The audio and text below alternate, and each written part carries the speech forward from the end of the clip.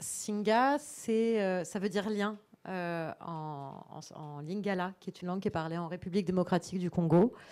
C'est un mouvement citoyen qu'on a lancé en 2012 avec 2 copains, en se disant dès le départ, on va travailler sur la question de l'accueil des personnes réfugiées en France et dans les pays qui accueillent, notamment les pays dits du Nord.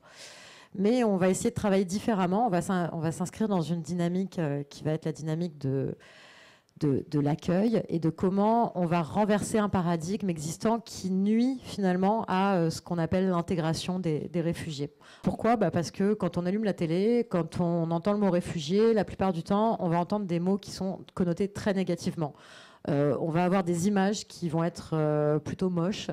Quand on tape réfugié, par exemple, sur Google, je vous invite à le faire. Si vous êtes connecté, vous allez voir, il y a des images de masse de personnes qui se déplacent dans une précarité très forte, souvent dans la douleur, parfois dans la violence. Du coup, ça fait peur. En fait, c'est des mots qui font peur. Réfugiés, demandeurs d'asile, intégration, étrangers, migrants. Ou en tout cas, si ça ne fait pas peur, c'est des mots qui incitent à se dire les pauvres, il faut les aider, ils sont dans la détresse. Ce qui est une partie de la réalité, mais ce qui n'est pas la réalité dans son ensemble. Ce qu'on a voulu construire, c'est un mouvement qui permettrait non pas de travailler pour les personnes réfugiées, mais pour la société avec les personnes réfugiées.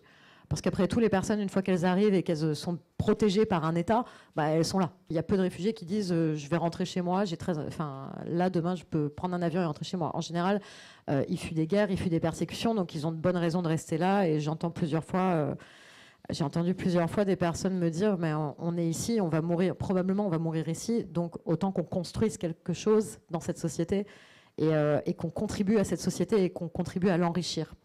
Et cet enrichissement, on voulait le valoriser dès le départ, et c'est ce qu'on fait aujourd'hui, à travers le fait de révéler des compétences, révéler des talents et permettre des constructions sociales, des constructions culturelles, des constructions économiques, à travers, par exemple, l'entrepreneuriat. Donc, on a des incubateurs où il y a des personnes réfugiées qui créent leur business, leurs projets digitaux, culturels ou artistiques.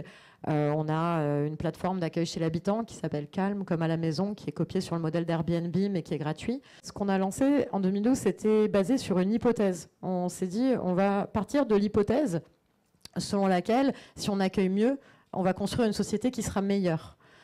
Si on change notre perception, si on change le narratif autour de l'accueil et si on apporte cette vision positive et de co-construction, on va réussir à concrètement changer la société.